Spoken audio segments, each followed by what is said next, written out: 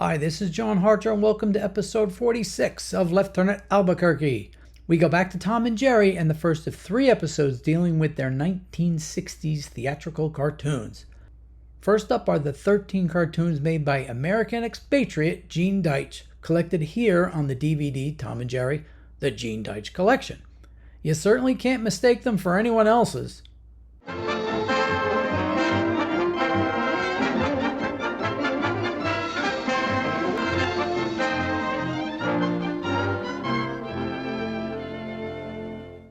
So let's go back to where we left off with everyone's favorite cat and mouse. MGM closed their animation department in 1957 with the last of the duo's cartoons coming out in 1958. Their creators, Bill Hanna and Joe Barbera, ended up exiled to television where they managed to eke out a few cartoons. MGM resorted to just re-releasing the old cartoons. To their surprise, they were still very popular, so at some point the company decided to make new Tom and Jerry cartoons. But how to do it without their own animation department and not spending a lot of money on them. It was during this search they came upon Rembrandt Films and the work of Gene Deitch. Eugene Merrill, aka Gene Deitch, was born on August 8, 1924 in Chicago to Czech immigrant parents and raised in California. Early on, he developed a passion for illustration and animation and began his career at studios like UPA, where his modernist stylized approach helped shape some innovative cartoons. He later served as creative director over at Terrytoons, creating such characters as Tom Terrific, Sidney the Elephant, and Clint Clobber until he was let go in 1958. The next year, in 1959, a short business trip to Prague changed his life forever. There, he fell in love with a local woman, Zdenka, whom he eventually married and decided to end up staying in Czechoslovakia. Working with another American producer, William L. Snyder at Rembrandt Films, Deitch directed the Oscar-winning short Monroe, not to be confused with Mr. Ficus from Too Close for Comfort. The first non-U.S. animated film to win an Academy Award for Best Animated Short. This featured one of the earliest voice work from Your Show of Shows veteran and future Mayberry resident Howard Morris. Now, this is all about Monroe. Who was for? Who later voiced such well-known characters as Mr. Peebles on Magilla Gorilla. Magilla, watch where you're throwing those banana skins. Adam Ant. Adam Ant is up and Adam. And Gopher in the Winnie the Pooh cartoons. Well, I can't stand around lollygagging all day. Got a tight schedule. Monroe's success led MGM to commission him for a revival of the Tom and Jerry series.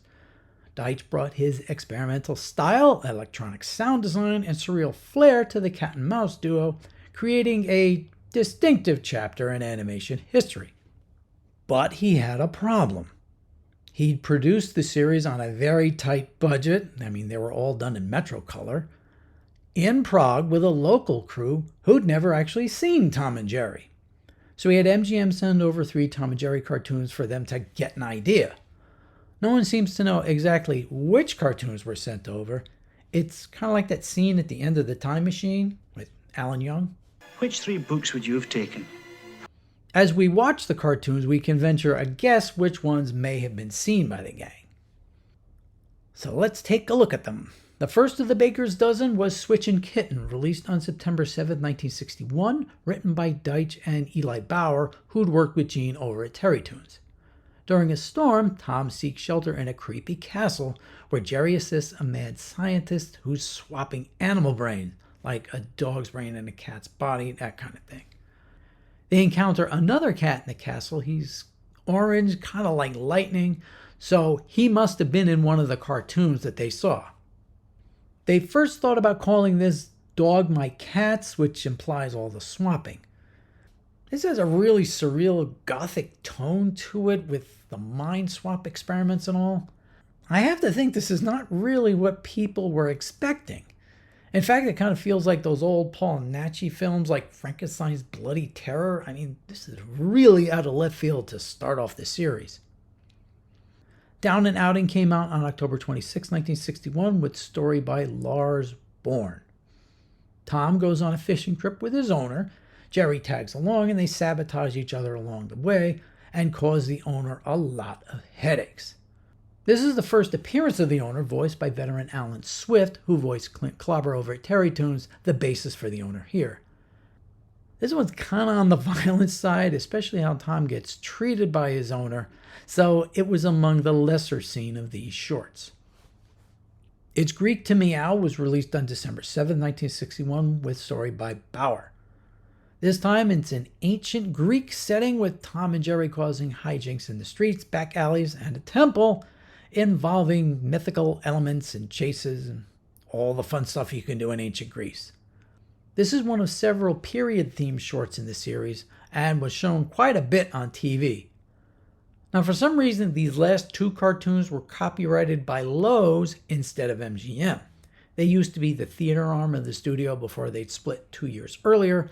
Maybe this was to pay something off or something like that. On to a new year. High Stakes came out on March 23, 1962, with story by Bourne. Tom's owner is all ready to have himself a barbecue, but the cat and mouse disrupt it constantly, leading to chaotic antics with the grill and the yard. Now, since this doesn't have a parade of ants in it, it's unlikely the team saw a barbecue brawl. So this one goes ahead and kind of just does its own thing. It also doesn't use the Tom and Jerry logo in front and end music at the finish.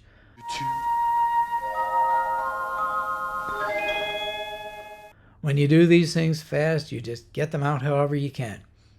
This was another one I saw on TV quite a bit.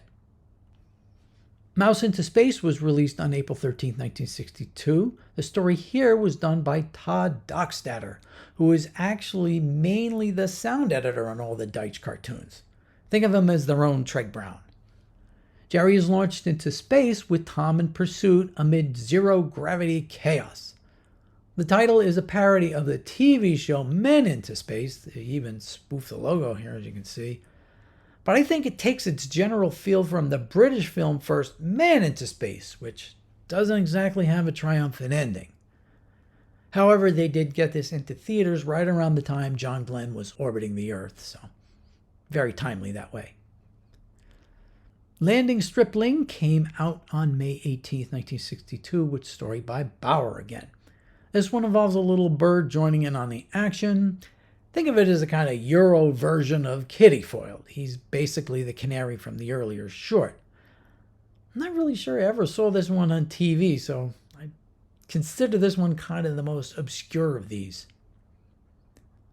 Calypso Cat was released on June 21st, 1962, with story again by Bourne. Tom and Jerry end up on a cruise ship with the mouse undermining the cat's attempts to impress a lady feline. Then when they land on the islands, a local tries to steal her away with his tin drum.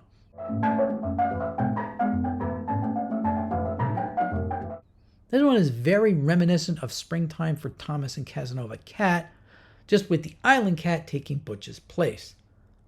This and the next cartoon were probably the most popular ones on TV of this series. Dicky Moe came out on July 20th, 1962, with story by Deitch and Bauer. Tom gets shanghaied and Jerry tags along in this spoof of Moby Dick with the obsessed peg-leg captain who can't help uttering, "Dicky Moe! Dicky Moe!" every 2 or 3 seconds. Now, we're not sure what Tom and Jerry cartoons the Czech team saw, but someone definitely saw the 1956 version of Moby Dick, with Tom doing his best Gregory Peck imitation here. This one is probably my favorite cartoon of this entire group. Now, here's a very interesting one. The Tom and Jerry cartoon kit was released on August 10, 1962, with story by Chris Jenkins, who'd worked a lot with Jay Ward.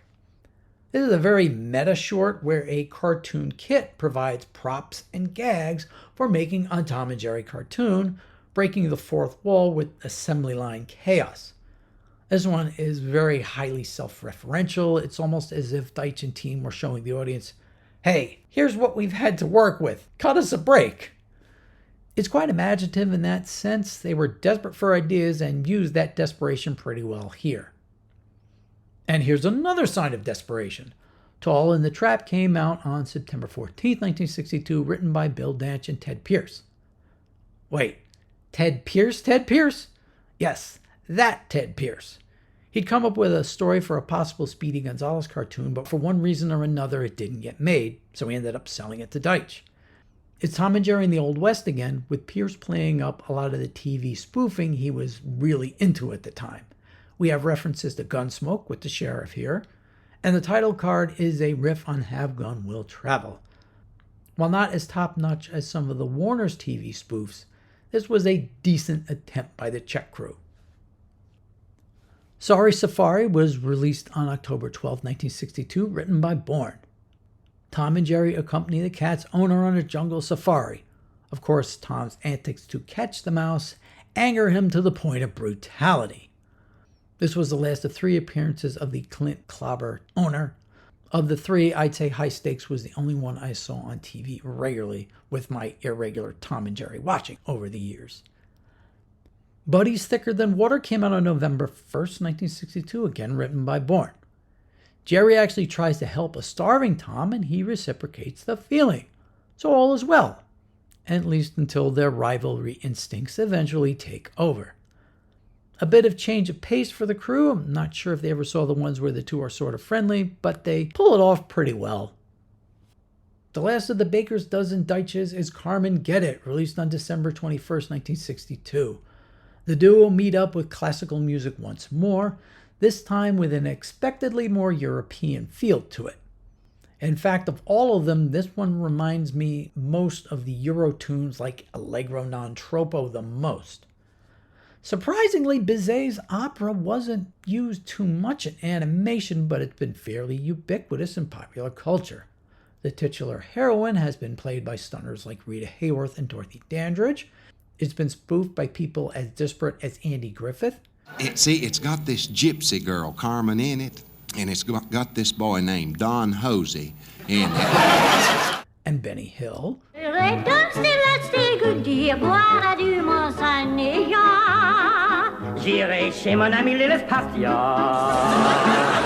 was also the production done by the famous impresario Harold Hecuba, staged on an uncharted desert isle. I asked to be or not to be, a rogue or peasant slave is what you see.